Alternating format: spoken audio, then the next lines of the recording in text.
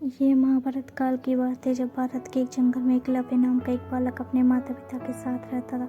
वह अनुशासित बालक था और उसके माता पिता ने उसकी परवरिश अच्छे संस्कारों के साथ की थी। एकलव्य की धनुर्विद्या में बहुत रुचि थी, लेकिन जंगल में इसके लिए साधन उपलब्ध नहीं थे। इसलिए वह गुरु द्रोणाचार्य से धनुर्विद्या सीखना चाहता था।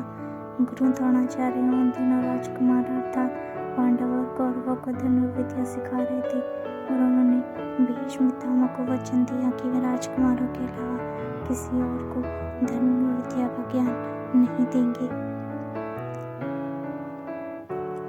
जब एकलव्य अपना निवेदन लेकर गुरु द्रोणाचार्य के पास आया तो उन्होंने उसे अपनी व्यवस्था बताकर वापस भेज दिया।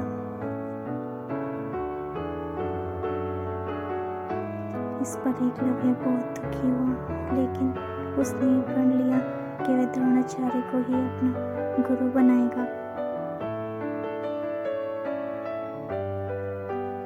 शारीरिक रूप से गुरु की अनुपस्थिति के चलते उसने उनकी मिट्टी की मूर्ति बनाई और उनके सामने तीर कमान चलाने का प्रयास करने लगा। देखते ही देखते वह एक उम्दा धनुर्धारी बन गया।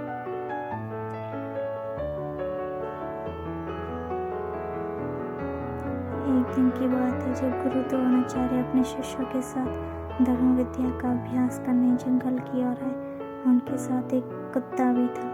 उस समय एकलव्य भी जंगल में धनुर्विद्या का अभ्यास कर रहा था। ऐसे में जब कुत्ते को जंगल के एक ओर से आवाज आई तो वह उस ओर जाकर भौंकने लगा, जिससे एकलव्य की एकाग्रता भंग होने लगी।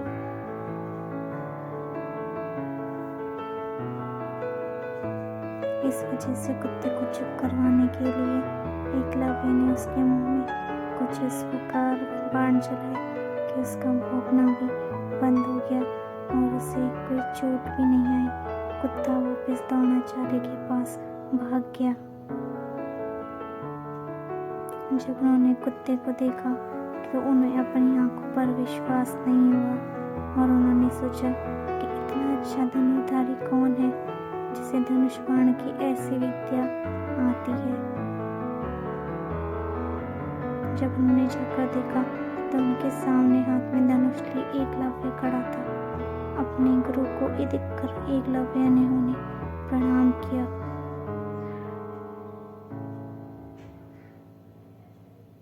द्रोणाचार्य ने उससे पूछा कि उसने ये विद्या किससे सीखी, तो एकलव्य ने बताया कि वे किस प्रकार उनकी मूर्ति के सामने प्रतिदिन अभ्यास करता है।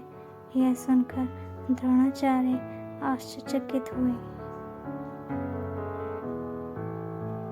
दरअसल गुरु द्रोणाचार्य ने अर्जुन को वचन दिया था कि उससे बेहतर धनुर्धारी कोई नहीं होगा, लेकिन एकलव्य की विद्या उनके इस वचन में बाधा बन रही थी। ऐसे में उन्हें एक युक्ति सूझी। उन्होंने एकलव्य से कहा, बस तुमने मुझे से शिक्षा तो ले ली, लेकिन मुझे गुरु दक्षिणा तो अभी तक नहीं दी। आदेश करे गुरुवर, आपको दक्षिणा में क्या चाहिए? एकलव्य ने कहा। एकलव्य की बात का जवाब देते हुए द्रोणाचार्य ने कहा कि गुरु दक्षिणा में मुझे तुम्हारे दाहिने हाथ का अंगूठा चाहिए।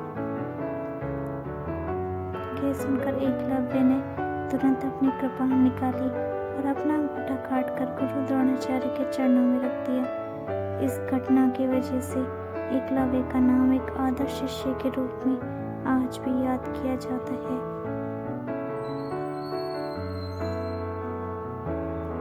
इस कहानी से हमें ये सीख मिलती है कि वीर एकलव्य की कहानी से अगर हम अपने लक्ष्य के प्रति पूरी तरह समर्पित हैं तो उसे हासिल करने के बीच में आने वाली कोई भी बाधा अहमियत नहीं रखती है।